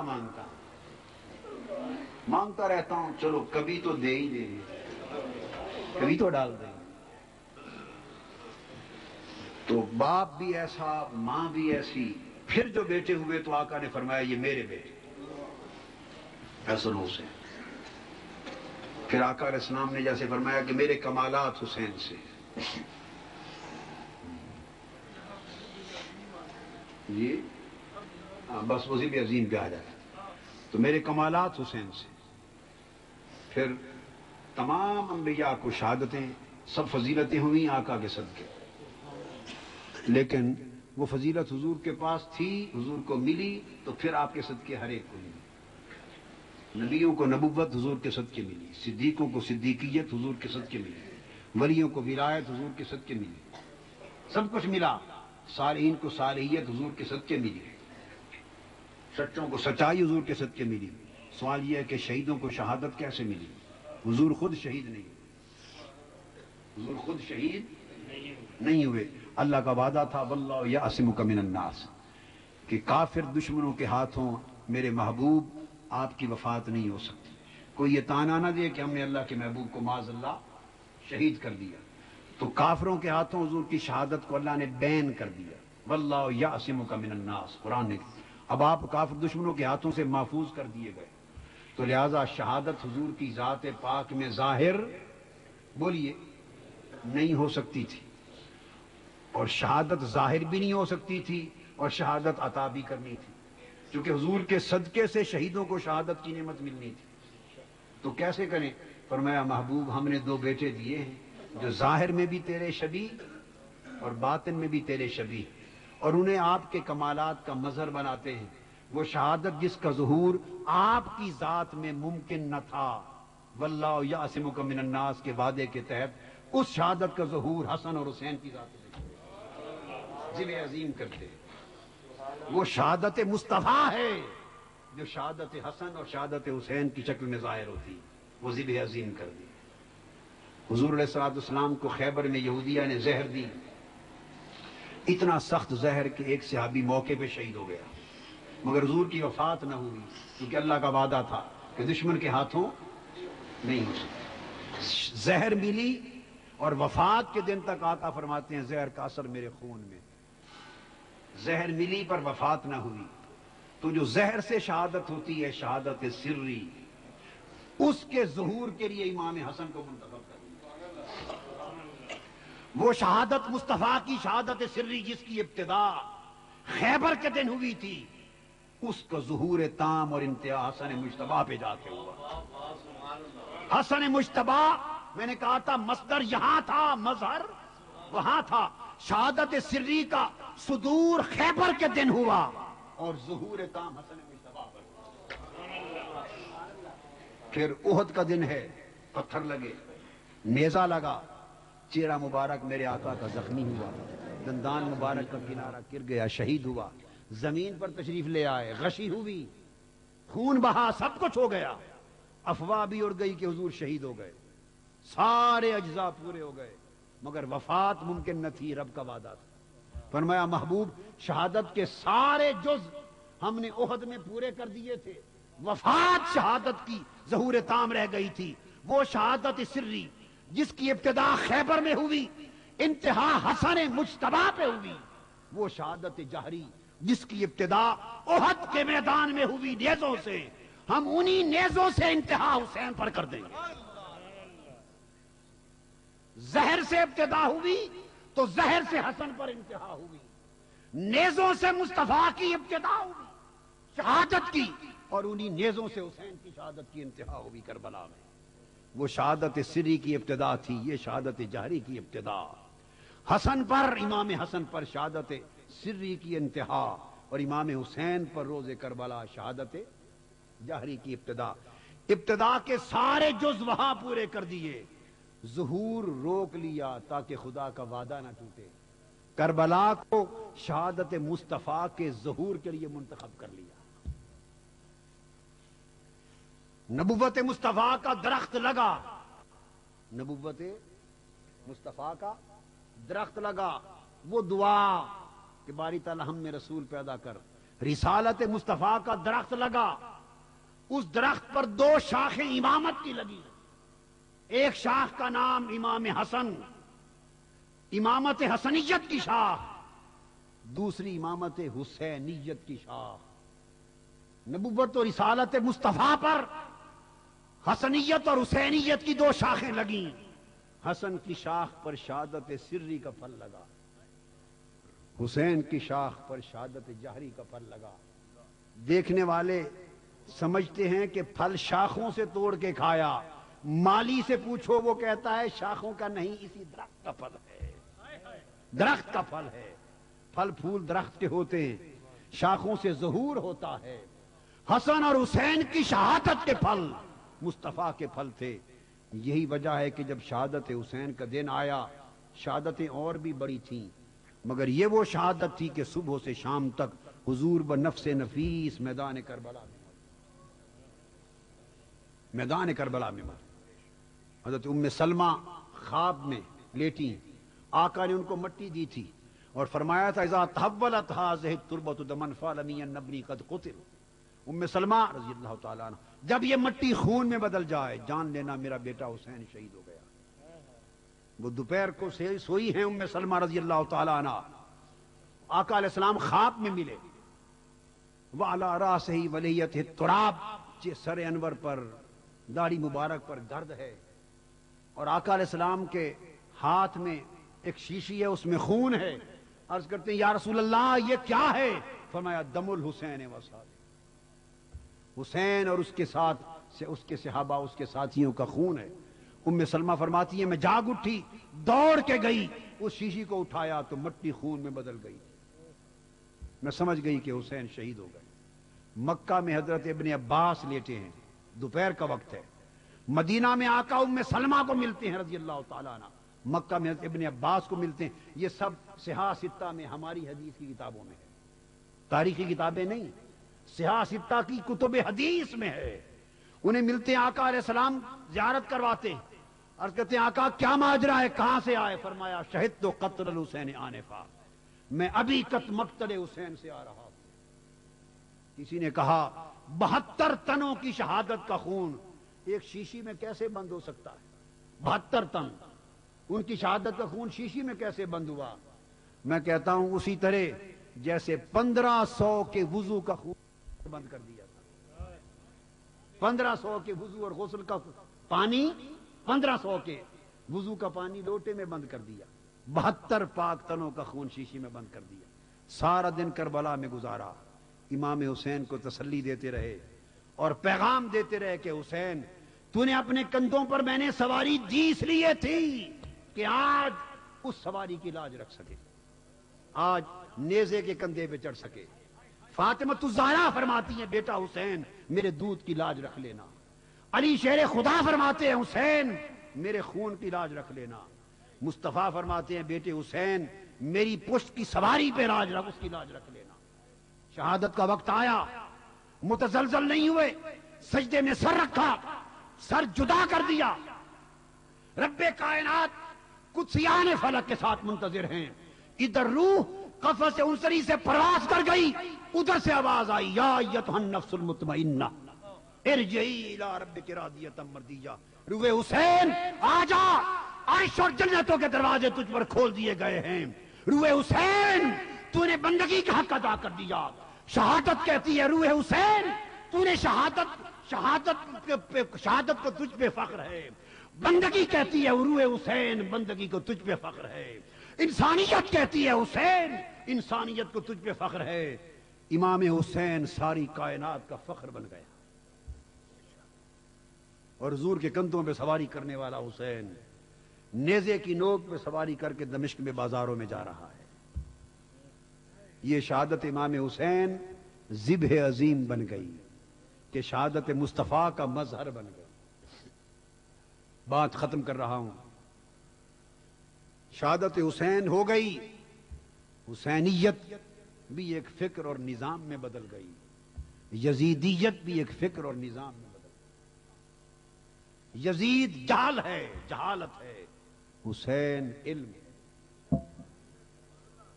یزید تاریکی کا نام ہے، حسین نور اور روشنی کا نام ہے۔ یزید ظلم کا نام ہے، حسین عدل کا نام ہے۔ یزید استحصال کا نظام ہے، حسین انقلاب کا نظام ہے۔ یزید کرپشن کا نام ہے، حسین احتساب کا نام ہے۔ یزید کرپشن ہے، حسین سراپا احتساب ہے۔ یزید پستی ہے، حسین بلندی ہے۔ یزید پستی ہے، حسین بلندی ہے۔ روح حسین آج بھی فرات کے کنارے آواز دے رہی ہے کوئی دوبارہ فرات کا کنارہ رنگی کرنے والا؟ غلام حسین۔ یزیدیت پھر بفر گئی، خزانے اسی طرح پھر لٹنے لگے۔ خزانے یزید کے وقت کی طرح پھر لٹنے لگے، دین کی قدریں پھر پامال ہونے لگیں، دین کی عمارت پھر مسمار ہونے لگی، انسانیت کی پھر تذلیل ہونے لگی، حقوق کا پھر استحصال ہونے لگا، جمہوریت اور شورائیت کا پھر جھوٹا مینڈیٹ بنایا جانے لگا، جعلی مینڈیٹ بنایا جانے لگا، دین کے ادارے پامال ہونے لگے، ہر طرف ظلم و بربریت کا دورہ ہو گیا۔ حسین نے ایسے ماحول میں مسجد میں بیٹھ کر منبر مصطفیٰ پر فقط واز کرتے رہنے کو گوارا نہ کیا۔ جب یزید بربریت بن کے آ گیا، جب یزید آمریت بن کے آ گیا، جب یزید ظلم استحصال بن کے آ گیا، تو حسین نے منبر مصطفیٰ پہ بیٹھ کر فقط درس قرآن پر اکتفا، منبر مصطفیٰ پہ بیٹھ کر فقط واز اور تبلیغ دین پر اکتفا نہ کیا۔ جب بربریت بن کے یزید آ گیا تو حسین نے منبر مصطفیٰ چھوڑ کر سفر کربلا کر لیا۔ دین کا پرچار کرنے والوں، جب دین کی قدریں پامال ہو رہی ہو تو خالی واز تبلیغ کرتے رہنا اور اللہ اللہ نماز روزے کے درس کرتے رہنا اور ظلم سے نہ ٹکرانا، یہ حسینیت نہیں، یزیدیت ہے۔ یہ یزیدیت ہے، محض تبلیغیں کرنا، نماز کے درس دینا، فقط واز کرنا۔ ارے تمہارے منبر مصطفیٰ سے بھی اعلیٰ ہے، اور تمہارے سامعین حسین سے اونچے ہیں، اور تمہاری مسجد نبوی سے اونچی ہے۔ مصطفیٰ کے منبر پہ بیٹھنے والا حسین اس منبر کو چھوڑ کر کربلا کیوں جا رہا ہے؟ مدینے کی گلیاں چھوڑ کر کربلا کیوں جا رہا ہے؟ گنبد خضرا کا سایہ چھوڑ کر کربلا کیوں جا رہا ہے؟ وہ یزید سے سمجھوتا کر لیتے، تقسیم کر لیتے، یزید مذہب میرے پاس رہے گا، سیاست و سلطنت تیرے پاس رہے گی، نہ کربلا ہوتا نہ سر کٹتے۔ یزید یہی چاہتا تھا، حسین تم مذہب اپنے پاس رکھ اور سیاست و سلطنت و حکومت میرے لیے چھوڑ دے۔ اگر حسین اس تقسیم کو مان لیتے، سیاست و مذہب کی تقسیم، واز اور حکومت کی تقسیم کو مان لیتے، تو کربلا نہ ہوتے، سر نہ کٹتے، سر نیزوں پہ نہ چڑھتے، شہادت نہ ہوتی، اور شہادت نہ ہوتی تو حسین نہ ہوتا، اور ذبح عظیم نہ ہوتی، ذبح عظیم نہ ہوتی۔ اس لیے یاد رکھ لو، آج یزیدیت پھر اپنے پر کھول کر اپنے مکروہ چہروں اور عزائم کے ساتھ آپ کے سامنے ہے۔ حسین بنو، یزید نہ بنو، حسین کے غلام بنو، یزید کے پیروکار نہ بنو۔ آج منبر و محراب پہ بیٹھے رہنے کا وقت نہیں، آج کربلا سجانے کا وقت ہے، کربلا سجانے کا وقت ہے۔ روح حسین پکار رہی ہے کوئی پھر کربلا سجانے والا؟ انشاءاللہ اللہ کی مدد و نصرت، آقا کے نارین پاک کے تصدق سے اور حسینیت کی برکت سے ہم کربلا سجائیں گے، کربلا سجائیں گے۔ وما علینا الا البلاغ۔